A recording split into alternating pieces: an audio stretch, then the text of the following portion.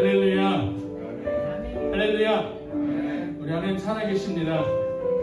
우리 하나님 살아계셔서 지금도 우리와 함께 하시고 우리 예배 가운데 함께 하시는 줄 믿습니다. 아멘. 잠깐 제 삶의 이야기를 좀 드리자면, 어제 우리 가족들하고 같이 고구마 밭에 다녀왔어요. 고구마 캐러 갔다 왔는데요. 저는 농촌에서 안 살아서 잘 몰라요. 근데 가서 보니까 고구마 이렇게 잎사귀가 나오고 그 잎사귀 밑에 줄기를 잡아당기면 안 나오고 파야 되는데, 파면 줄기 아래 고구마가 어떤 거는 하나 달려있고 어떤 거는 4개, 5개, 6개, 막 10개 이렇게 달려있게 쭉 나와요. 그 고구마 농장 주인이 우리 보고 하시는 말이, 다른 고랑에서 다른 사람들이 캐는 고구마는 잘 안 나오는데 여기 되게 많이 나오는데 우리 팔 때마다 막 6개, 7개씩 막 따라 나오니까 대박 났네요 그러시더라고요. 대박 맞았습니다. 그걸 보면서 무슨 생각을 하게 됐냐면, 우리 예수를 믿는 그리스도인들은 삶에서 그런 열매가 있어야 되잖아요.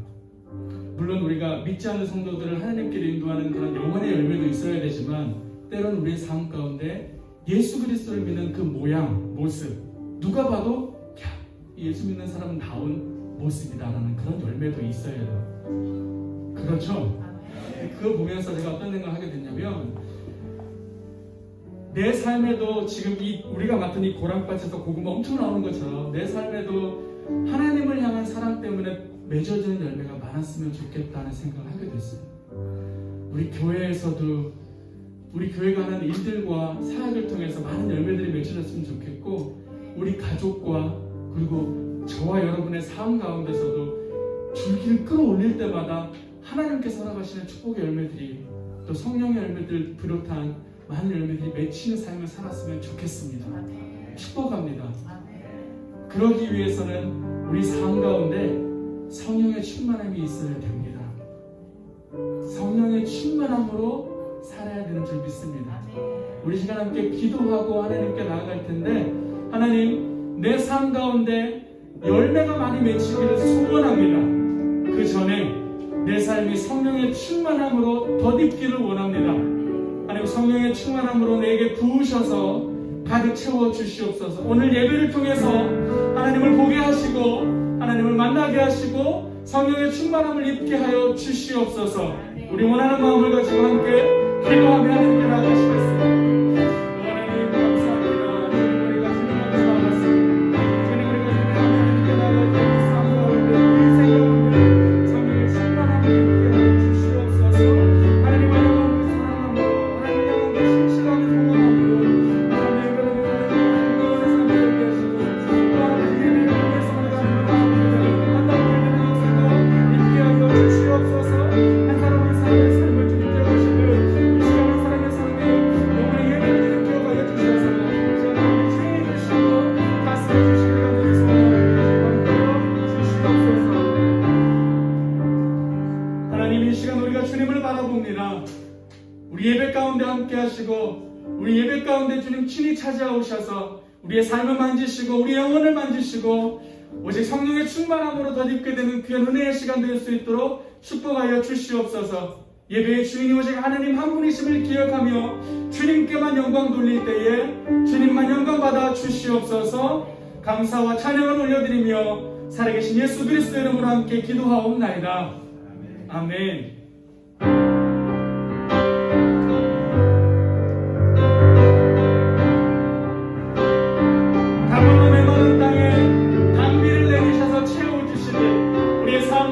성령의 충만함을 허락하여 주시옵소서. 우리 고백하며 찬양하시겠습니다.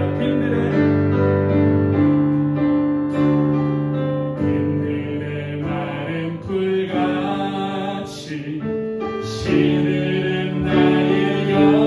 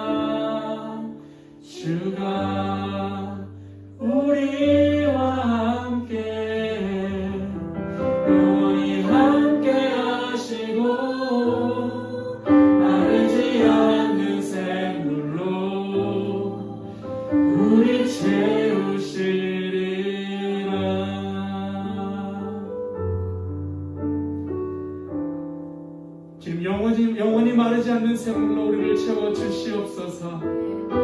우리의 심령 가운데 성령의 능력으로 채워주시고 하나님의 놀라우신 능력으로 채워주시옵소서. 우리 시간 함께 기도하며 나갑시다. 주님, 오늘 예배 가운데 우리가 섰습니다. 주님의 존전 앞에 주님 우리가 섰습니다. 우리의 심령을 주님께 열어보일 때에 하늘의 신령한 것으로 채워주시되 특별히 성령의 충만함으로 채워주시옵소서. 하나님의 것으로 채워주시되 세상 것과는 비교할 수 없는 충만함으로 채워주시옵소서.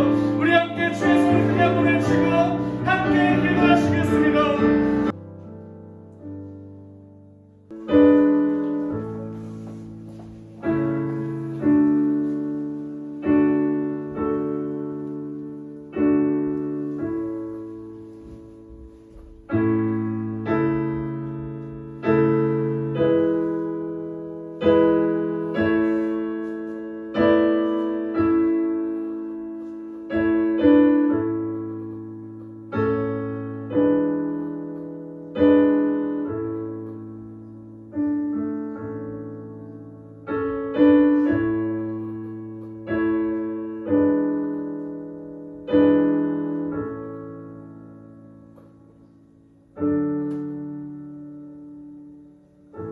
우리 요한복음 1장 29절부터 34절까지의 말씀 함께 읽겠습니다.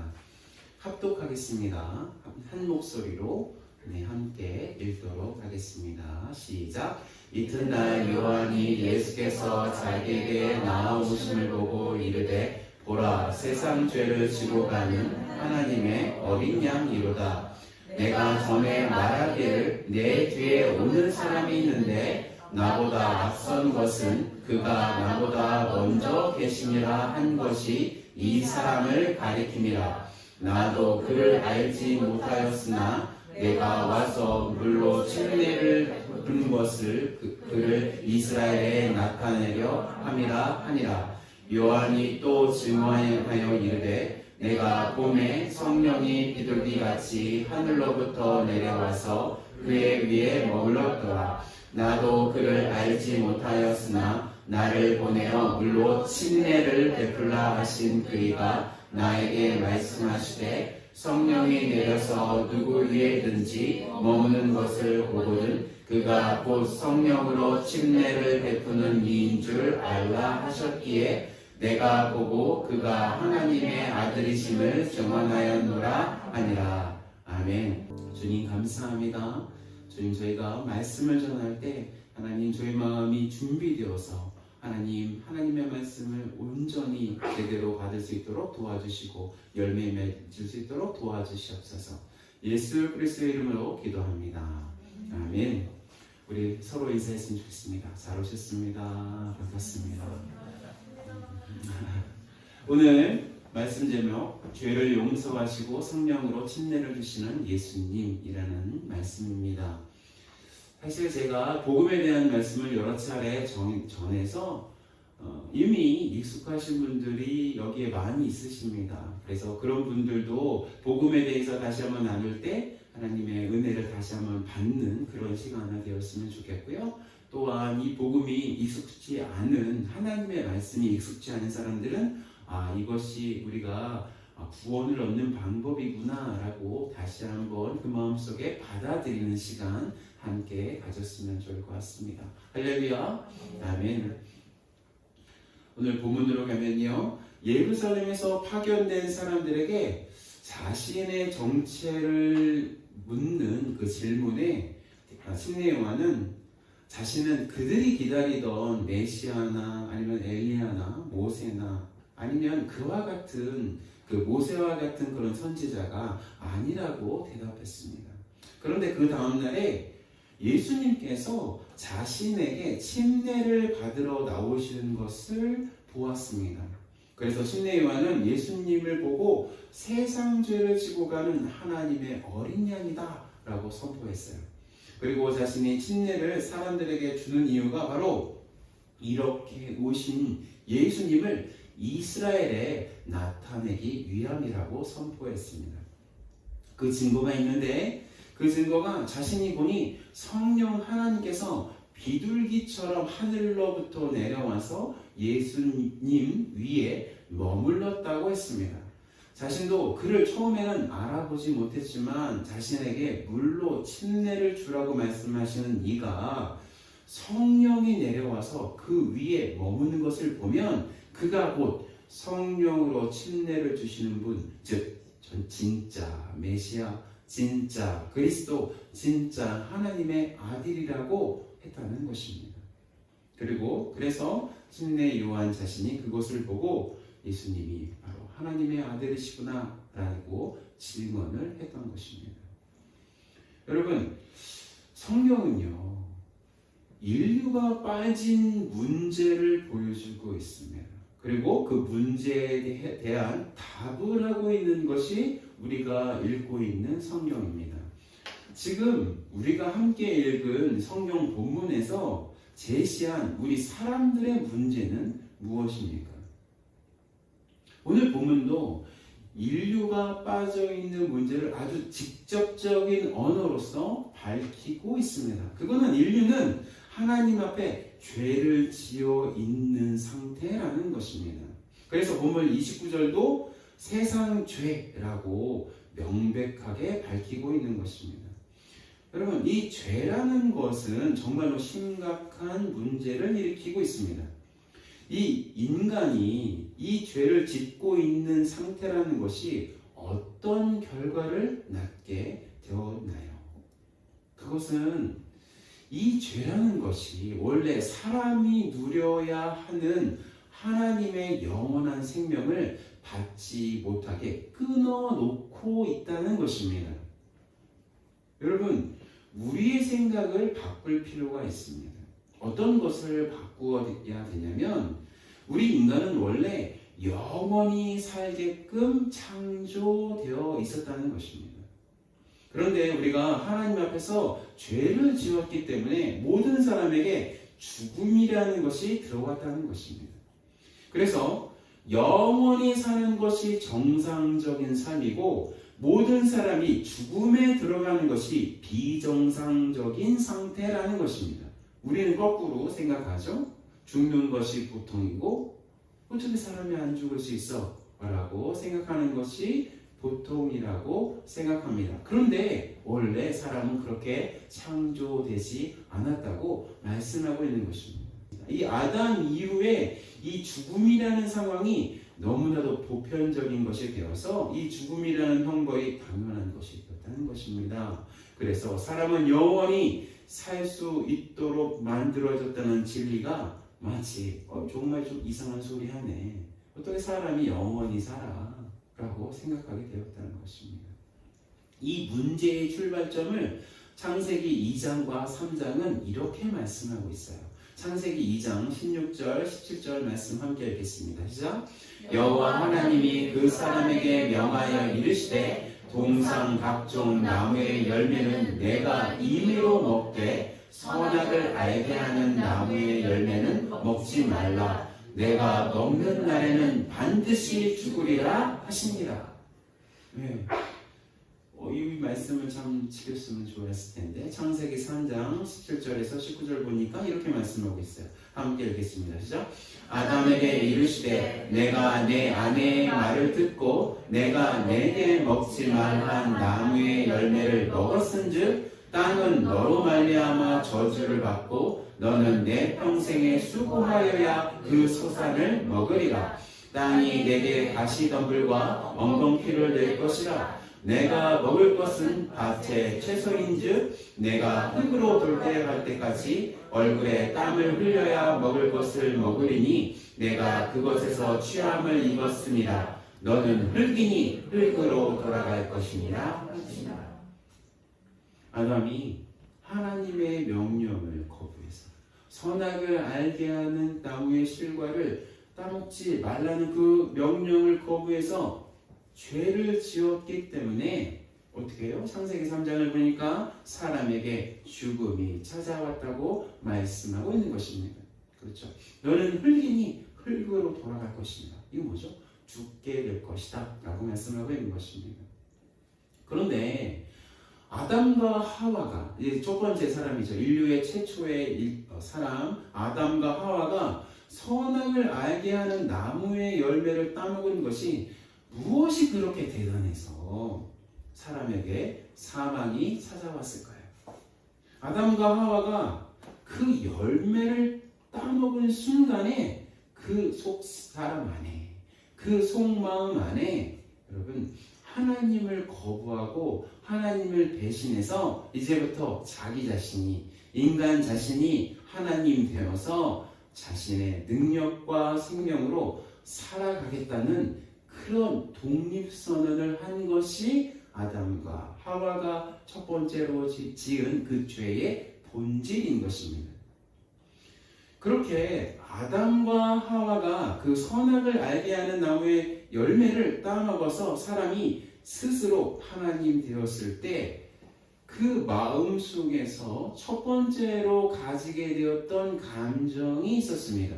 그것은 무엇이냐면 진짜 하나님이신 삼위일체 하나님을 향해서 그 전에는 어땠어요? 사랑의 감정이 있었어요.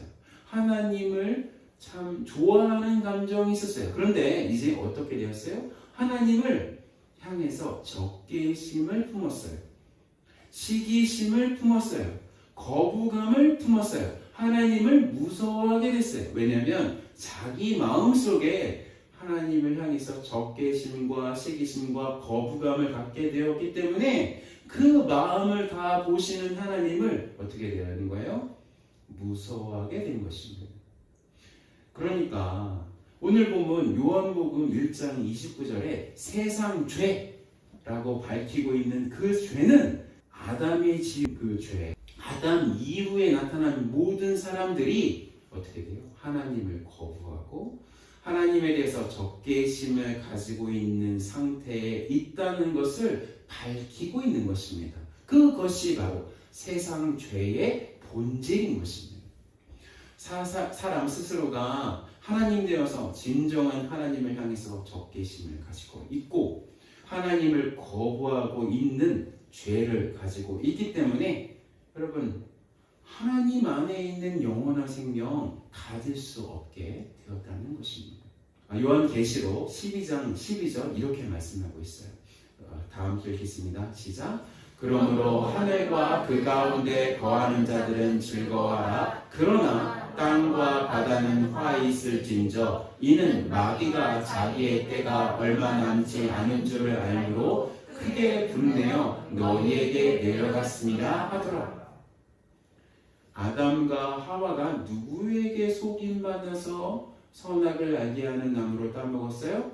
사단, 마귀라고 부르는 사단의 꼬임에 넘어가서 그렇게 죄를 지었습니다. 그렇다면 사단이 가지고 있었던 그 하나님을 향한 그 진노가 여기 요한계시록에서도 진노를 하고 있는 마귀에 대해서 말씀하고 있습니다. 그 진노가 누구에게 전가되었을까요? 사람에게 생기게 되었다는 것입니다.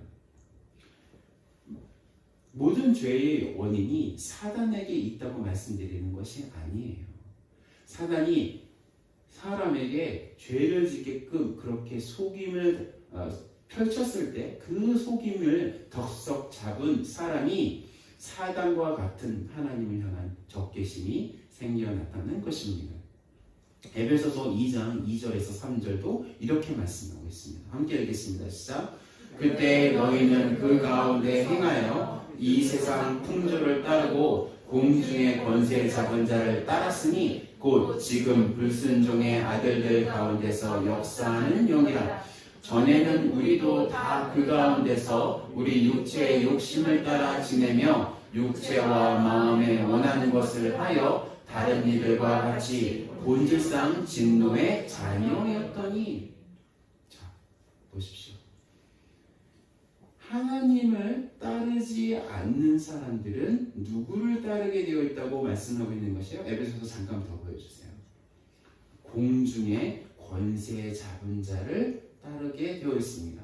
공중의 권세 잡은 자는 하나님을 향해서 적개심을 가지고 있는 것입니다.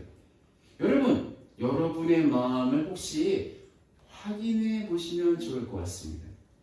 여러분의 마음 속에 삼위일체 하나님, 즉 아버지 하나님, 예수님, 성자 하나님이라고 하죠. 성령 하나님을 향해서 적개심을 가지고 있다면, 거부감을 가지고 있다면 아직도 여러분이 가지고 계신 그 죄, 하나님을 향해서 가지고 있는 그 죄가 해결받지 못할 가능성이 있는 것입니다. 여러분의 마음 한번 살펴보세요. 하나님을 향해서 적개심이 나는 남아있는가? 나는 하나님을 향해서 거부감이 남아있는가? 한번 살펴보아야 하는 것입니다. 제가 말씀드리는 것은 하나님을 향한 의심을 말씀드리는 것이 아니에요. 의심은 다른 문제입니다. 의심은 약한 믿음이에요. 약한 믿음이라고 제가 2주 전에 말씀드렸습니다. 제가 말씀드린 것은 하나님을 향한 적개심, 하나님을 향한 거부감인 것입니다. 그런데 만약에 하나님을 향한 그 적개심과 거부감이 바로 하나님 안에 있는 영원한 생명을 가로막고 있는 그런 죄의 감정적인 형태인 것을 우리는 깨달아야 하는 것입니다. 그래서 그렇게 하나님을 향해서 적개심과 거부감을 가지고 있는 사람은 하나님의 영원한 생명을 소유하고 있지 못하다고 생각해야 하는 것입니다. 심각합니다. 제가 저의 마음을 잘 살펴보니까 하나님을 향해서 적개심을 가지고 있을 때가 있었더라고요. 교회 다녀도 고등학교 2학년 때 교회를 처음 갔는데도 불구하고 친구들이 너무 좋았어요. 친구들이 너무나 좋았는데 제가 정말로 싫어하는 것은 예배 드리는 시간, 함께 찬양 부르는 시간이 너무나 불편했어요. 하나님 향해서 적개심이 있더라고요. 그런데 어느 순간 주님께서 그 적개심이 사라지게 하시고 하나님을 좋아하는 마음, 어떻게 보면 하나님을 알고 싶은 마음으로 바꿔주시더라고요. 이것이 무엇이냐면 소위 말하는 거듭남의 현상인 것입니다. 여러분, 이렇게 하나님을 향한 적개심과 거부감을 가지고 있는 사람의 최종 운명은 무엇입니까? 영원한 형벌입니다. 이것을 성경은 지옥의 형벌이라고 말씀하고 있습니다. 여러분, 지옥의 형벌이 얼만큼이나 끔찍한 형벌입니까? 예수님의 십자가의 고통만큼이나 끔찍한 형벌입니다. 예수님께서 받으신 그 고통이, 그 고난 자체가 여러분 우리에게 지옥이 얼마나 끔찍하고 힘들고 아프고 고통스러운지를 우리에게 보여주고 있는 것입니다. 우리가 이제 자매님들이나 형제님들 중에서 이 십자가 목걸이를 하고 계시고 또 십자가 귀걸이를 하고 계신 분들이 있는데 사실 여러분들 그거요, 사형 도구를 지금 여러분들 내고 다니는 거예요. 지옥의 고통이 어떤 것인지 여러분 보여주는 그런 액세서리를 지금 하고 있는 것입니다. 그만큼 힘든 것입니다.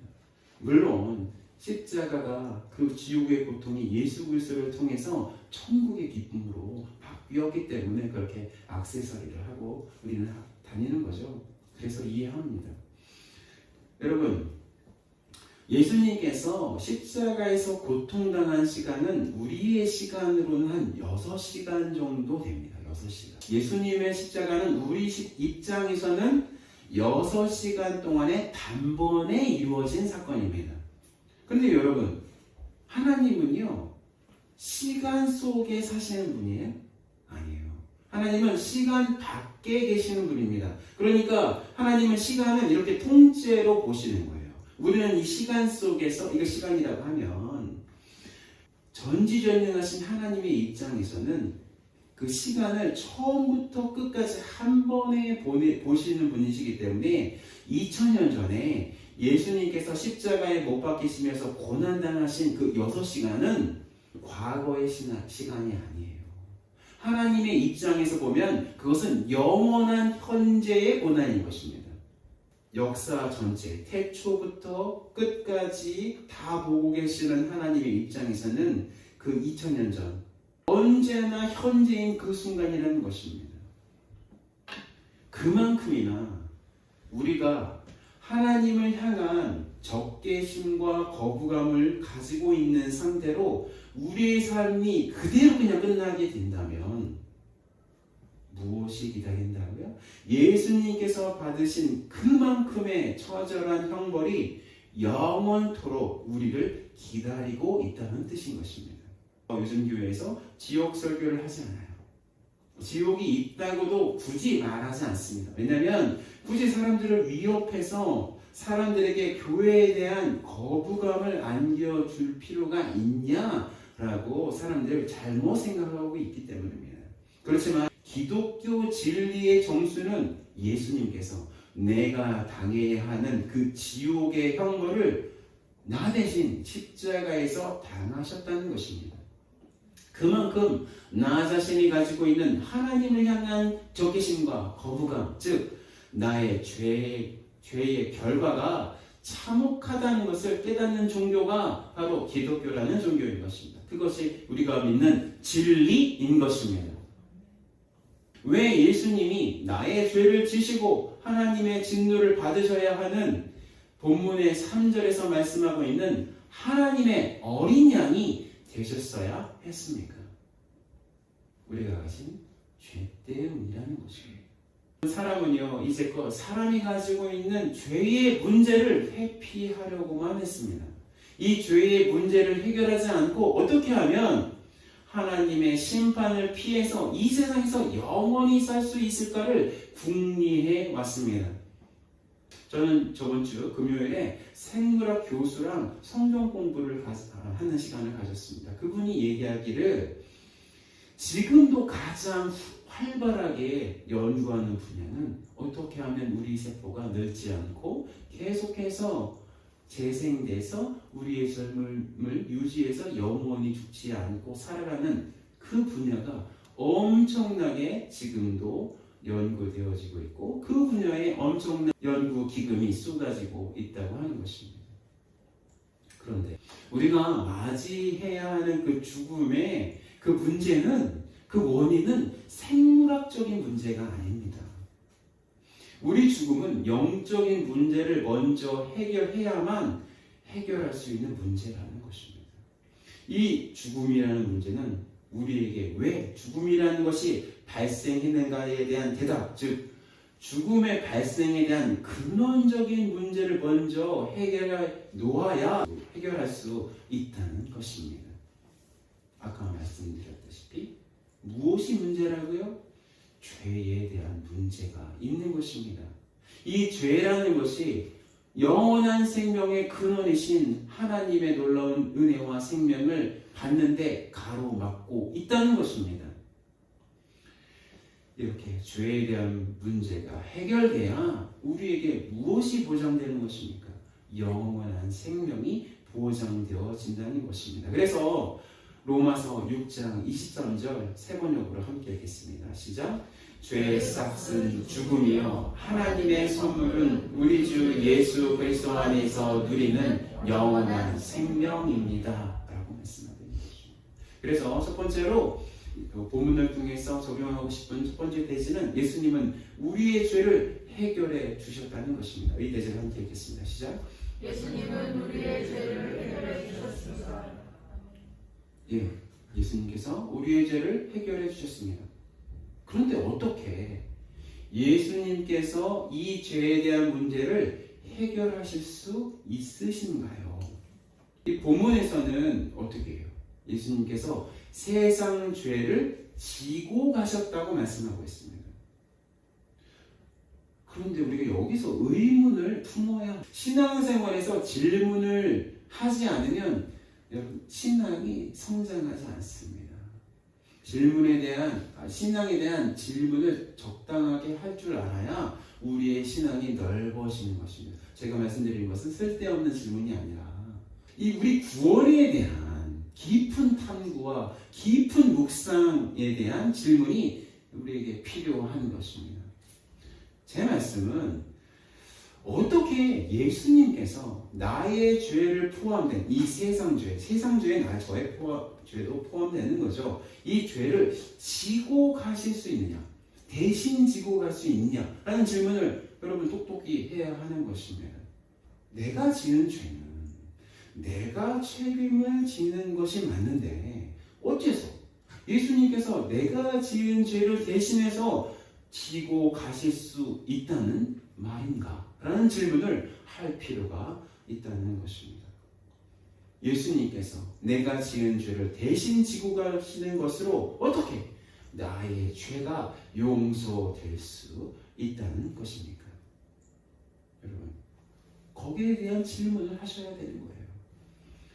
여러분, 성경은 우리가 죄를 지었기 때문에 죄를 지은 것이 아니라 우리가 죄인으로 태어났기 때문에 죄를 짓는다고 말씀하고 있습니다. 그렇죠? 이것은 아담이 먼저 지은 그 첫 번째 죄가 그 자녀들에게 옮겨가게 되었다는 것을 말씀하고 있는 것입니다. 그러니까 맨 처음 사람인 아담이 지은 죄 때문에 그 다음에 태어나는 모든 사람은 죄인으로 태어날 수밖에 없다고 성경은 말씀하고 있습니다. 여러분, 여기에 집중하셔야 됩니다. 이 부분이 정말 복음에 있어서 가장 중요한 부분입니다. 로마서 5장 12절, 그러므로 한 사람으로 말미암아 죄가 세상에 들어오고 죄로 말미암아 사망이 들어왔나니 이와 같이 모든 사람이 죄를 지었으므로 사망이 모든 사람에게 이르렀느니라.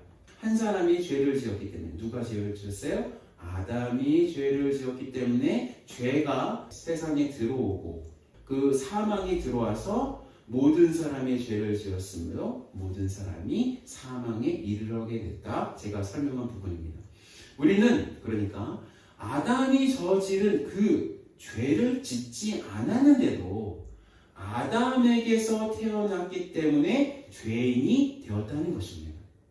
마찬가지로 우리는 예수님께서 사신 그 무결점의 삶을 살지 않았는데도 또 예수님께서 나의 모든 그 죄를 지시고 십자가에 못 박혀 돌아가실 때 그 십자가에 우리가 직접 못 박힌 것이 아닌데도 불구하고 예수님을 믿으면 그 믿음으로 말미암아 예수님께서 그 삶으로 이루신 예수님의 의로움과 예수님이 십자가에서 대신 형벌받아 얻으신 그 용서가 우리에게 선물이 되어서 구원을 얻을 수 있게 되었다는 것입니다. 우리가 살지 않은 예수님의 의로운 삶, 우리가 지지 않은 예수 그리스도의 그 십자가 때문에 우리는 구원을 얻게 되어진다는 것입니다. 아담의 죄가 모든 사람들에게 유전되게 하는 것, 그것이 하나님의 위대한 지혜였다는 것이에요. 만약에 아담의 죄가 우리에게 이어지지 않고 그냥 아담만 죽고 그 나머지 사람들은 잘 살게 될 것이라고 여러분 오해할 때가 있어요. 만약에 그냥 아담이 지은 죄 그냥 아담만 죽고 그 나머지 사람들은 그냥 선하게 살아서 되었다면 이런 불행은 일어나지 않을 것 아니야 라는 그런 생각을 할 수가 있습니다. 그 문제에 대해서 한번 생각해 보면 좋을 것 같습니다. 아담의 죄가 만약에 그 다음에 이어지지 않고 아담에게만 머물렀다면 어떻게 됐을까요? 아담은 자기 죄에 죽고 그 나머지 사람들은 죄를 짓지 않았을까요? 그렇지 않습니다. 아담 다음에 태어난 모든 사람들도 아담처럼 계속해서 무너져서 죄를 계속해서 지었을 것입니다. 왜냐하면 죄인인 부모 밑에서 태어난 보통의 사람은 죄를 쉽게 질 것이 분명하기 때문입니다. 그러나 예수님께서 우리를 대신해서 십자가의 고난을 당하셔서 구원을 주실 가능성은 어떻게 되는 거예요?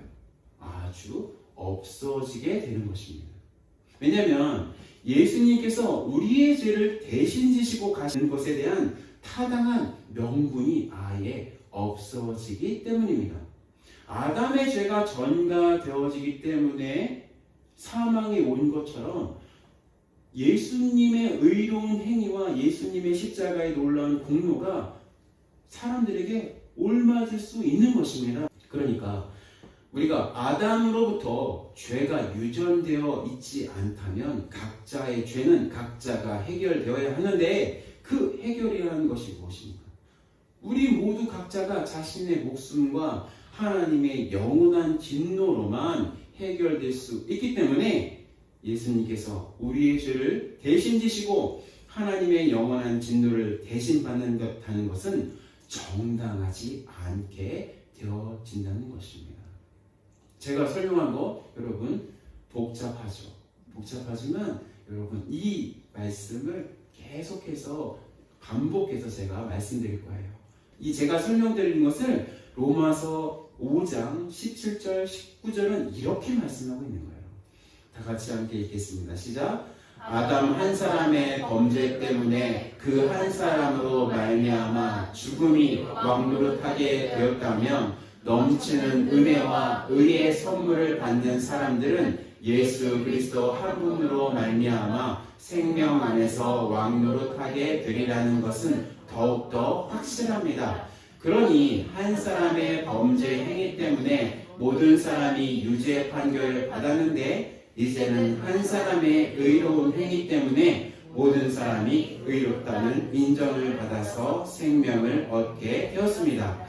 한 사람이 순종하지 않음으로 말미암아 많은 사람이 죄인으로 판정을 받았는데 이제는 한 사람이 순종함으로 말미암아 많은 사람이 의인으로 판정을 받을 것입니다.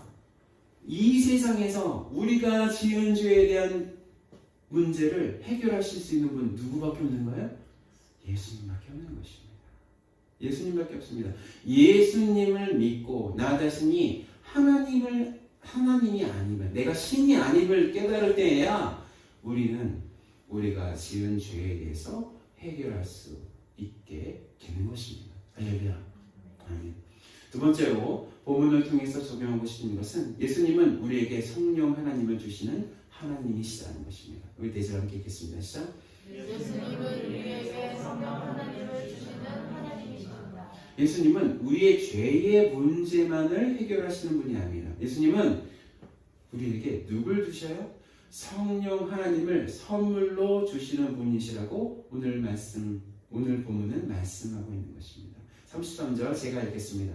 나도 그를 알지 못하였으나 나를 보내어 물로 침례를 베풀라 하신 그이가 나에게 말씀하시되 성령이 내려서 누구에든지 머무는 것을 보든 그가 곧 성령으로 침례를 베푸는 이인 줄 알라 하셨기에 사람이 맨 처음 만들어졌을 때 사람은 하나님으로부터 영원한 생명을 계속해서 공급받으면서 살 수 있었습니다. 창세기 2장 9절 제가 읽겠습니다. 주 하나님은 보기에 아름답고 먹기에 좋은 열매를 맺는 온갖 나무를 땅에서 자라게 하시고 동산 한가운데 생명나무와 선과 악을 알게 하는 나무를 자라게 하셨다라고 말씀하고 있어요. 생명나무의 열매를 맺으면 계속해서 영원한 생명이 이어지게 되는 것입니다. 그러니까 하나님은 사람으로 하여금 생명나무 열매를 먹게 해서 그 생명을 계속해서 연장하셨다는 말씀입니다. 그러나 사람은 하나님과 좋은 관계를 유지하고 있었지만 또 영원한 삶에 대한 그 보장이 있었지만 성령 하나님 그분께서 사람 안에는 거하시지는 않았다는 말씀입니다. 그런데 오늘 본문을 보니까 예수님께서 세상의 죄, 우리의 죄를 지고 가신 다음에 어떤 일을 하신다고 말씀하고 있습니까? 예수님께서 성령으로 침례를 베푸신다고 말씀하고 있는 것입니다. 예전에 사람이 만들어졌을 때 사람은 하나님께서 그 코에 생기를 불어넣으심으로 생명체가 되었다고 말씀하고 있습니다. 창세기 2장 7절 제가 읽겠습니다. 주 하나님이 땅의 흙으로 사람을 지으시고 그 코에 생명의 기운을 불어넣으시니 사람이 생명체가 되었다라고 말씀하고 있어요. 그러니까 사람이 제일 먼저 태어났을 때 사람은 하나님의 생명의 기운을 불어넣은 것이지 하나님 그분이신 성령 하나님을 불어넣은 것은 아니었다고 말씀하고 있습니다. 우리가 이제 개역 개정을 보면 이제 이것이 좀 이렇게 헷갈리게 번역되어 있어요. 왜냐면 생명이 된지라 그러면 생명이 됐으면 영이 거한다는 거 아닌가라고 말씀하고 있습니다. 그런데 그것을 좀 더 명확하게 밝히는 구절이 고린도전서 15장 45절 말씀입니다. 왜냐하면 성경은요 짝이 있다고 말씀드렸어요. 좀 헷갈리면 짝이 있는 말씀을 통해서 우리가 해석할 수 있다고 말씀하고 있습니다. 고린도전서 15장 45절 함께 읽겠습니다. 시작. 성경의 첫사람 아담은 산영이 되었다고 기록되었과 같이 마지막 아담은 생명을 주시는 영이 되셨습니다. 이 말씀을 원어로 보면 아담은 산영이라고 하는 말씀을 이렇게 얘기하고 있어요. 여기 산영이 이제 원어로 보면 푸스게 조산이라는 단어예요. 푸스게 조산. 근데 이게 영어로 보면 living soul이에요. living soul. living spirit이 아니죠. living spirit이 아니라 soul입니다. 그러니까 보통 이걸 어떻게 번역하냐면 혼적인 생명 이렇게 번역합니다. 그런데 예수님은 생명을 주시는 영으로 이제 번역했는데 원어로 보면 푸뉴마 주포이온 이렇게 쓰고 있어요. 이거 뭐냐면 life giving spirit 그러니까 영적인 생명을 주시는 분 이렇게 성령을 주시는 분 이렇게 해석해야 맞는 것입니다. 푸뉴마는 성령 하나님을 말씀드리고 있습니다. 그러니까 아담과 예수님의 그 본질이 다르다는 것을 우리가 성경을 통해서 확인할 수 있는 것입니다. 그런데 예수님께서 이 땅에 오신 다음에 사람에게는 어떤 가능성이 생겨났습니까? 이 세상 천지 만물의 창조자이신 하나님께서 성령 하나님께서 사람 안에 살 수 있게 된 것입니다. 이게 엄청난 변화예요. 우리는 지금 이 상태, 아담처럼 죄 지어요. 그죠? 저도 죄를 짓습니다. 그런데 아담과 저희 사이에는 엄청난 차별이 생겼습니다. 심지어 죄를 짓지 않았던 아담과도 우리는 엄청난 차이가 생겼습니다. 아담은 그 속에 누가 없었어요? 성령 하나님이 없었어요. 그리고 지금 우리는 예수 그리스도를 믿음으로 말미암아 성령 하나님이 우리 가운데 계시기 시작하신 것입니다. 이거 얼마나 큰 특권입니까? 우리가 예전에 있었던 정체성보다도 훨씬 더 뛰어난 정체성, 우리의 가치가 엄청나게 높아지는 것이 예수 그리스도를 믿음으로 말미암아 성령 하나님이 우리 가운데 오시는 것으로 실현되었다는 것입니다. 아멘. 우리 안에 하나님께서 거하신다는 말씀입니다. 함께 읽겠습니다. 시작. 너희 몸은 너희가 하나님께로부터 받은 바 너희 가운데 계신 성령의 전인 줄을 알지 못하느냐? 너희는 너희 자신의 것이 아니라 값으로 산 것이 되었으니 그런즉 너희의 몸으로 하나님께 영광을 돌리라. 우리 몸이 성령의 전이에요. 그러니까 우리 가운데 누가 계신 거예요? 성령 하나님이 계시는 것입니다. 우리가 잘해가지고 성령 하나님께서 우리에게 임하셨습니까? 우리가 뭔가를 뛰어나서 성령 하나님께서 우리 가운데 오시는 것입니까? 아니죠. 우리가 예수님이 나의 구주시고 주인이시고 나의 하나님이라고 믿고 하는 것이 누구의 은혜 때문이라고요? 하나님의 은혜로 그렇게 고백하는 순간에 성령 하나님이 우리 가운데 계시는 것입니다. 이렇게 고백하는 것 나의 힘과 지식으로 되는 것이 아니라 오직 하나님의 지혜와 능력, 성령 하나님의 지혜와 능력으로 되는 것이기 때문입니다. 우리 가운데 성령 하나님이 계신지 안 계신지 잘 느끼지 않을 때가 있습니다. 막 어떤 그 성령 사역자들 막 기도하고 사람 쓰러뜨리고 막 기적을 일으키고 이렇게 해야 성령님 계시는 걸까요? 아니에요. 아닙니다. 성령 하나님이 여러분들 가운데 계신다는 것은 여러분이 예수님을 나의 주인이십니다. 나의 하나님이시다. 이렇게 고백하는 모든 사람들에게는 여러분 성령님이 그 가운데 살아 계시는 것입니다. 할렐루야. 아멘. 그런데 이렇게 믿음의 고백을 하는 모든 사람들에게 성령 하나님은 당신을 더욱더 주시기를 원하시는 것입니다. 예수님께서 성령으로 침례를 주신다고 했을 때 침례가 무엇입니까? 침례는요, 그 몸이 물 속에 완전하게 잠기는 것을 말씀하고 있는 것입니다. 그렇다면 성령 침례를 주신다고 했는데 이 성령의 침례는 얼마나 우리의 모든 전 존재를 하나님의 성령으로 푹 잠기게 할까요? 물론 우리의 생명이 성령 하나님으로 푹 잠기게 되는 것으로 말미암아 우리의 영적인 생명이 시작되는 건 맞아요. 그런데 우리는 예수님께 우리의 전 존재가 성령 하나님으로 압도되는 것을 위해서 기도해야 하는 것입니다. 그래서 우리 안에서 성령 하나님께서 실질적으로 살아계시는구나 라는 것을 확신할 수 있어야 하는 것입니다. 누가복음 11장 9절에서 10절 13절 제가 읽겠습니다.